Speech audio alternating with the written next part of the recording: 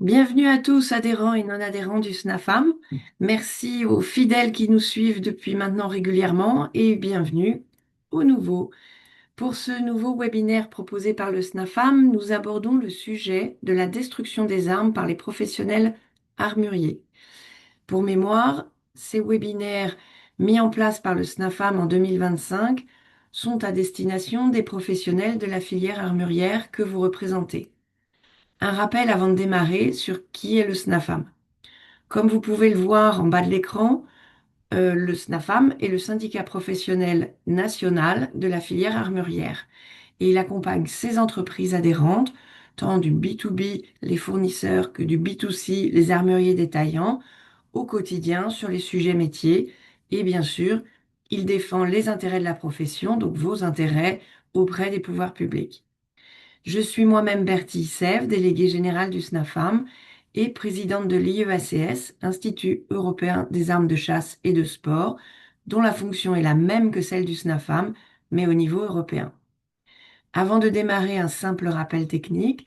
Comme il s'agit d'un webinaire, vous ne pourrez pas parler en direct. Par contre, le chat ou discussion ou questions-réponses, selon l'affichage que vous avez, vous est ouvert. Et nous lirons vos observations ou questionnements s'il y en a en fin de présentation. C'est parti.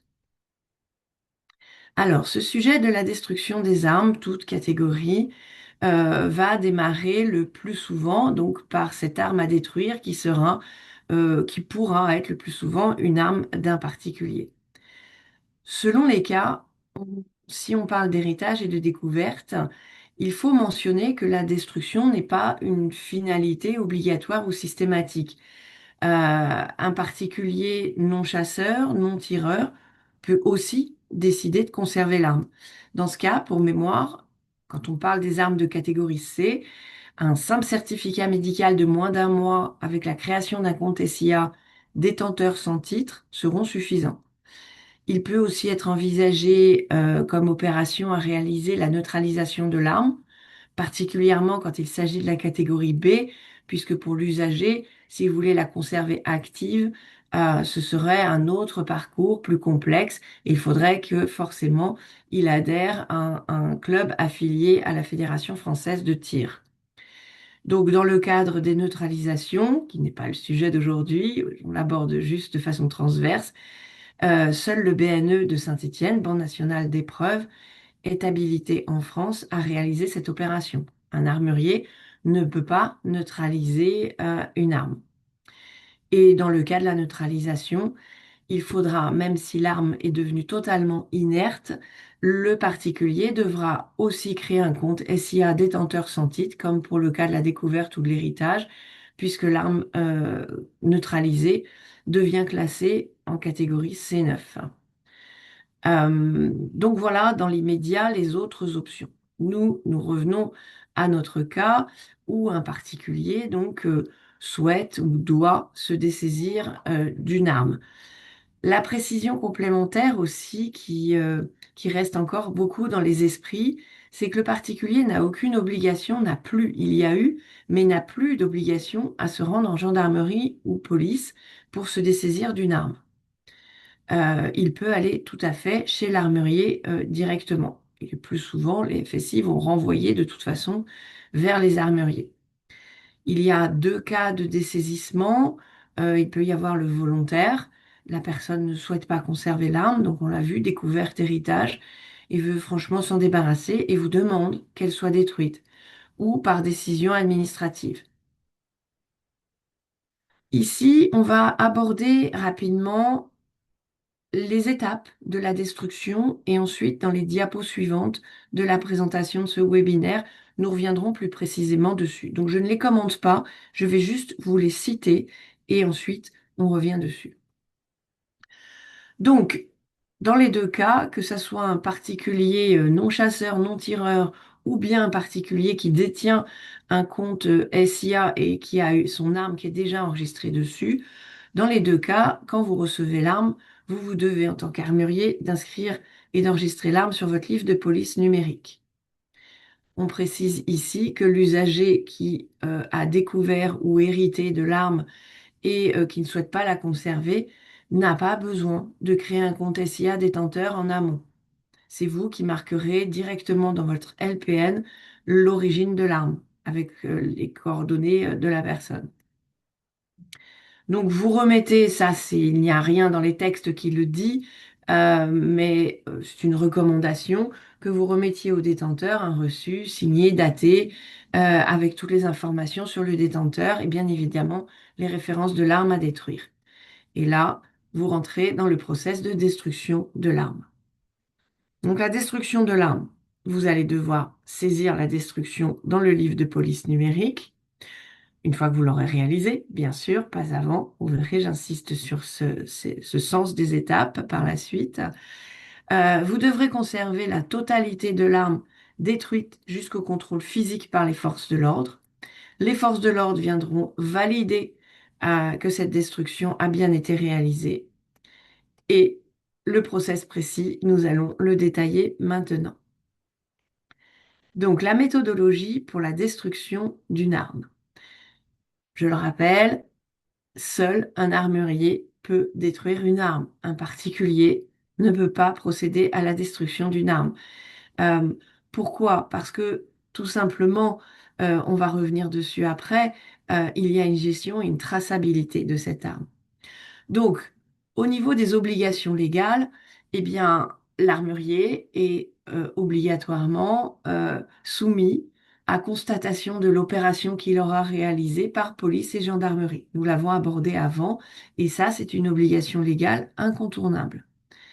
L'autorisation réglementaire par un arrêté du 15 novembre 2000, donc on voit qu'il date d'il y a 26 ans maintenant, cet arrêté énumère les process de l'opération de destruction pour les armes des catégories A, B et C. Ce que je n'ai pas rappelé, c'est que l'armurier seul peut procéder à la destruction d'une arme, mais bien évidemment, il aura les autorisations administratives en rapport. Un armurier qui ne possède pas une AFCI de catégorie A1B ne pourra pas détruire des armes de cette catégorie. Il ne pourra détruire que des armes de catégorie C. Il ne sera pas habilité à traiter les armes de catégorie B. Alors, étape administrative. Le livre de police numérique. Un petit rappel, je pense que la majorité d'entre vous qui suivez ce webinaire savez tout cela et pour vous c'est une évidence. On fait le rappel pour ceux qui sont nouveaux dans le métier et voilà, pour lesquels cette petite historique n'est pas forcément inutile. Donc, le livre de police numérique, c'est un livre dématérialisé qui sert à tracer l'ensemble des transactions aujourd'hui sur les armes assemblées. Les éléments d'armes ne sont pas gérés à date dans le livre de police numérique. Ils se devraient de l'être d'ici la fin de l'année 2026. Donc, ce livre de police numérique se substitue à ce que l'on appelait le registre spécial, un registre papier qui est cela depuis le 1er octobre 2020. Euh, 100% opérationnel avec obligation d'utiliser le LPN depuis le 1er janvier 2021. Pourquoi c'est important? Bien en fait, le livre de police numérique, il faut rappeler donc que c'est une traçabilité complète et on peut l'illustrer avec une notion de vie autour de l'arme. L'arme prend vie quand elle arrive sur le territoire, soit elle a été fabriquée en France, soit elle a été introduite, importée sur notre territoire. Là, elle prend vie. Il faut l'encoder et la rentrer dans le livre de police numérique. C'est son début de vie. Elle est tracée, comme il est marqué à gauche de cet écran.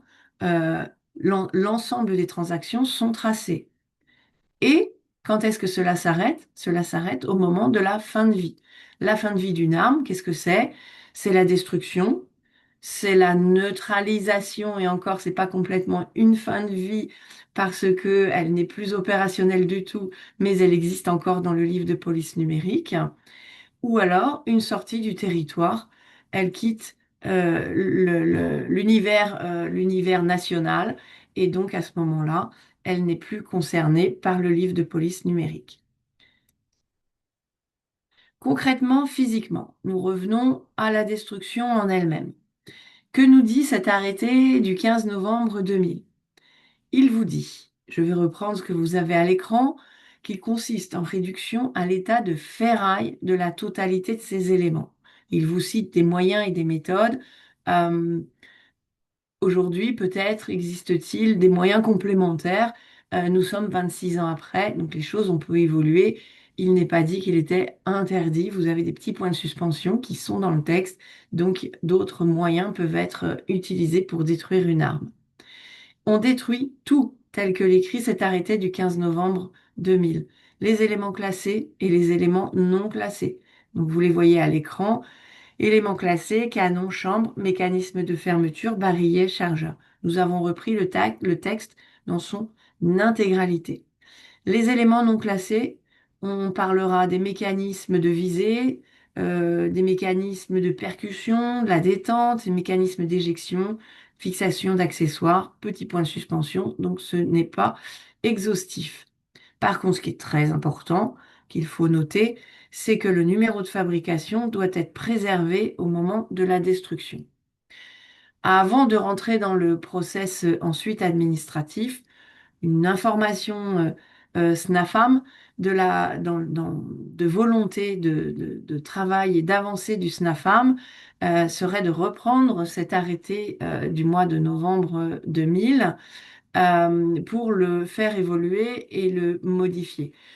Peut-être que cela sera possible au moment où on mettra en place le livre de police numérique pour les éléments d'armes, parce que notre souhait serait à deux niveaux. Le premier, c'est que il n'y ait plus la mention de destruction en réduction à l'état de ferraille. C'est que à partir du moment où les éléments d'armes seront tracés, on peut détruire une arme ou accepter qu'il y ait un désassemblage de l'arme à partir du moment où tout est tracé. Aujourd'hui, en l'état, on ne peut pas le faire, donc la continuité dans l'application de cet arrêté est totalement justifiée. Demain, quand le livre de police numérique sur les éléments d'armes sera en place, c'est un questionnement que l'on peut avoir pour changer de méthode. Également pour les éléments non classés, le fait d'être obligé de les réduire à l'état de ferraille, de les détruire totalement, n'a pas de sens non plus par rapport à notre époque d'aujourd'hui, où nous sommes dans une époque de recyclage, de réemploi, de justification, d'optimisation du traitement de tous les articles qui sont en notre possession. euh, il serait assez pertinent de pouvoir conserver ces différentes pièces pour réemploi en SAV, sachant que d'autant plus elles sont parfois difficiles à retrouver. Donc il y a un double intérêt. Donc ça, ce sera un travail que le SNAFAM envisage de mener. Pour la partie administrative, nous revenons à notre sujet destruction en l'état actuel à date au 30 avril 2026. Que devez-vous faire? Alors, je suis revenue un petit peu en arrière, je repars dans l'autre sens, administrativement, mais évolution du processus. Donc, avant le livre de police numérique, les destructions étaient constatées directement dans le livre de police version papier, pour ceux qui ont connu, par les forces de l'ordre qui apposaient leur signature, voire un tampon à côté. Depuis le livre de police numérique, le fonctionnement d'origine a été adapté pour correspondre au nouveau système numérique. Ça s'est fait par étapes, ça n'était pas présent au départ et à l'origine dans le LPN, mais maintenant les choses sont opérationnelles. Donc cela permettra bientôt, à terme, que les forces de l'ordre puissent certifier la destruction de l'arme directement dans le livre de police numérique. Mais aujourd'hui, vous pouvez, ce qu'on ne pouvait pas il y a encore quelque temps, imprimer les documents en rapport avec la destruction. On va le voir juste après. Alors, les étapes sur le LPN que vous avez à suivre pour le processus de destruction. Première étape qui est très importante avant d'envisager la destruction, c'est que vous devez intégrer l'arme à détruire dans le LPN avec le statut en stock. Ce statut en stock est essentiel. Vous ne pouvez pas prendre tout autre statut qui ferait que l'arme resterait dans le compte SIA de quelqu'un d'autre, d'un tiers, d'un autre professionnel ou d'un particulier. Ça n'est pas possible. Il faut que vraiment l'arme soit totalement présente physiquement et administrativement dans le livre de police numérique chez vous. Donc, vous devez avoir ce statut que vous pouvez voir là à l'image en bas à droite, qui soit affiché dans votre livre de police numérique en stock. Une fois que vous avez détruit physiquement l'arme, et attention, j'insiste, parce que dans les pratiques, on a pu observer que ça n'était pas forcément le cas. Par facilité, tout de suite, on enregistre la destruction administrativement et puis on donne l'arme à l'atelier pour être détruite. Non, ça va pas du tout dans ce sens-là, puisque si l'atelier, pour une raison X ou Y, ne peut pas la détruire immédiatement et ne procède à l'opération que le lendemain ou le surlendemain, dans votre livre de police numérique, elle est constatée comme détruite, alors que l'arme est toujours présente dans votre stock physique. Donc ça n'est pas possible. L'opération de destruction dans le livre de police numérique ne peut se faire que quand elle a été concrètement, physiquement détruite. Hein, on insiste très très fortement sur cette situation. Donc vous procédez à la destruction physique complète de l'arme, comme on l'a vu dans les diapos précédentes. Ensuite, au niveau du livre de police numérique, vous vous connectez sur sur votre compte SIA professionnel, mais avec le statut du dirigeant, car seul le dirigeant a la possibilité de détruire. Si vous vous connectez sous le statut employé, vous pourrez chercher partout le petit bouton détruire, vous ne le trouverez pas, il n'existe pas. Donc vous voyez à l'écran, les armes apparaissent en ligne, les armes de votre stock. Vous sélectionnez l'arme que vous avez choisie et vous sélectionnez le petit bouton détruire. Ensuite, vous renseignez le formulaire, donc avec la date de la destruction et le lieu de la destruction. Vous allez ensuite certifier sur l'honneur. Donc, ça sera vous en tant que responsable de l'entreprise. C'est le dirigeant qui porte la responsabilité de la destruction. Donc, vous allez cocher comme quoi vous certifiez sur l'honneur la réalité de la destruction. Et vous allez pouvoir cliquer sur le bouton Valider la destruction qui confirmera l'opération dans le système. Ça vous permettra ensuite, via votre historique, de retrouver cette ligne d'opération. Vous devrez, on l'a vu au tout début, conserver l'arme détruite jusqu'à constatation des forces de sécurité, par les forces de sécurité intérieure, les FSI, donc police, gendarmerie. Et ce que l'on vous recommande, c'est que dans le LPN, vous téléchargiez l'attestation dans l'historique des sorties, quand vous retournez dans l'historique. Vous en conservez une copie numérique, vous les conservez par ordre chronologique, vous en faites une sauvegarde informatique.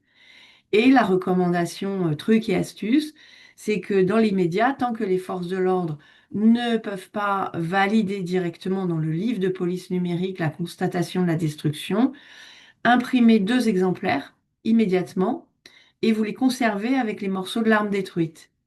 De cette façon-là, quand les forces de l'ordre passent vous voir pour constater ces opérations-là, vous n'aurez plus qu'à prendre l'arme détruite, les 2 feuilles sont présentes, ils pourront alors apposer leur signature et leur coup de tampon sur les 2 exemplaires, vous en conservez un et le second repart avec les forces de l'ordre. À partir de ce moment-là, les morceaux de votre arme détruite pourront partir à la ferraille. Les étapes sont terminées. Et donc, comme on l'a vu tout à l'heure, grâce au livre de police numérique, toute la destruction et les étapes de destruction sont historisées dans votre LPN en tant que détruite. On le retrouve à nouveau ici.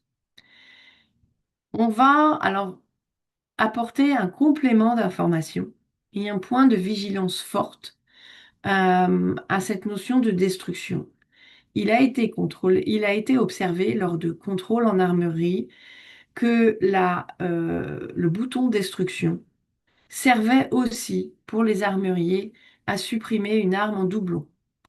Or, le bouton destruction a une fonction unique, celle qui est écrite, détruire, correspond à une arme qui est détruite. Une arme qui est en doublon, c'est un autre process et l'armurier doit le signaler, ne peut pas le faire directement. C'est important. Donc, une arme en doublon ne peut pas se retrouver dans votre livre de police numérique avec soit un statut destruction, soit un statut à déclasser. Ça, ce n'est pas possible. Vous devez vraiment l'avoir en tête, même si vous ne vous souvenez plus comment on supprime une arme en doublon, n'utilisez jamais le bouton destruction. Ce serait une erreur de traçabilité et, euh, et ça poserait souci pour, euh, pour savoir et comprendre ce qui s'est passé dans l'historique d'une arme.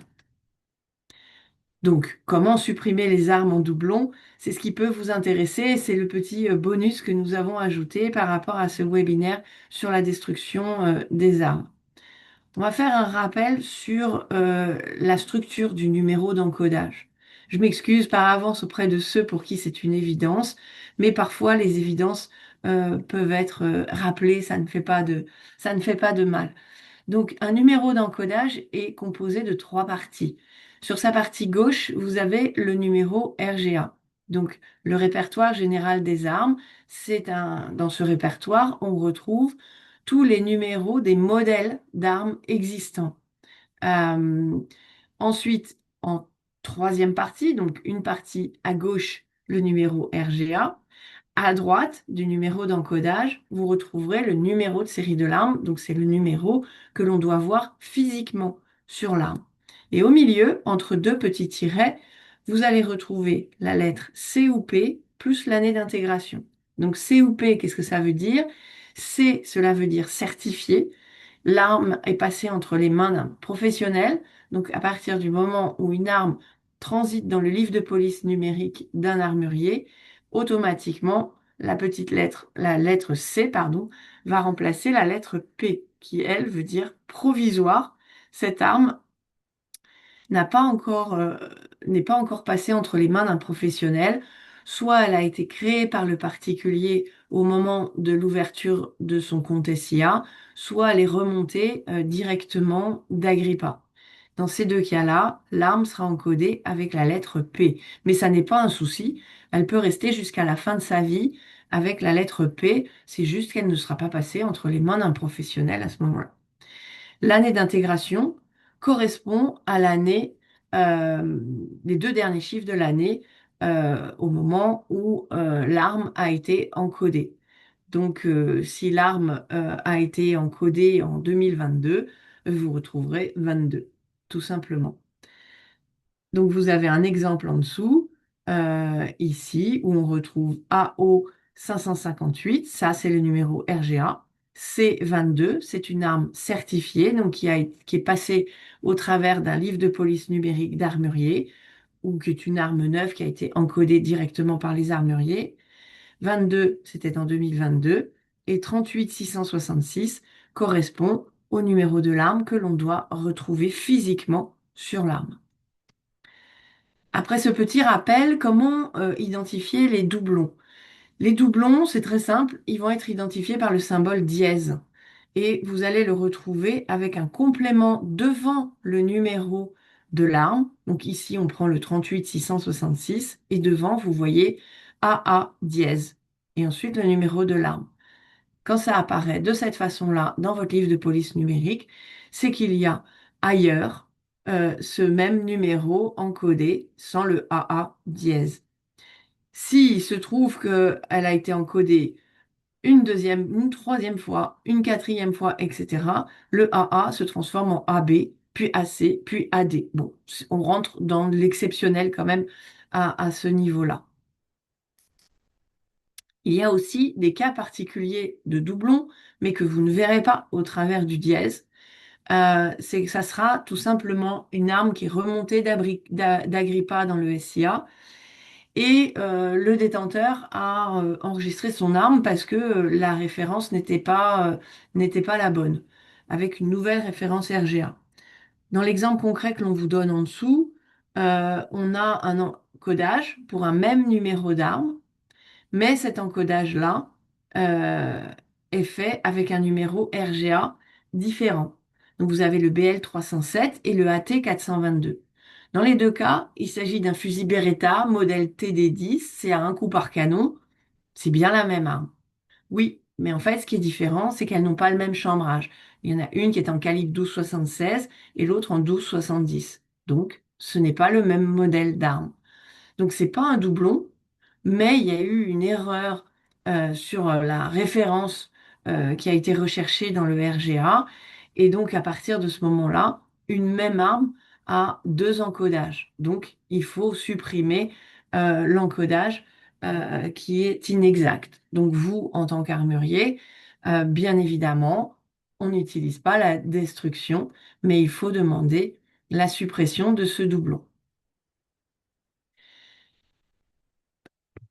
Comment détecter les doublons dans votre LPN? Ben, vous faites une recherche, hein, tout simplement, avec le AA dièse et ça vous permettra de voir si vous avez des doublons. Là, ce sont vraiment les doublons complètement identiques avec un numéro d'encodage totalement identique. Euh, vous pouvez aussi peut-être éventuellement le faire avec le dièse directement. Ce qui est important pour la suppression, c'est comme pour la destruction, il faut absolument que l'arme soit en stock. Elle ne doit pas être juste reliée chez vous par une autre opération, en réparation, je ne sais quel autre statut.